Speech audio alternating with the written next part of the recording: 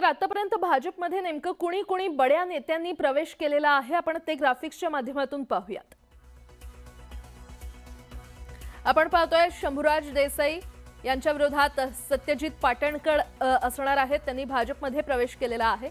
त्यानंतर भरत गोगावले त्यांच्या विरोधात असणार आहेत राष्ट्रवादी काँग्रेस पक्षामध्ये प्रवेश केलेल्या स्नेहल जगताप, आणि त्यानंतर दादा भुसे यांच्या विरोधात अद्वै हिरे यांनी नुकताच काल भाजपमध्ये प्रवेश केला।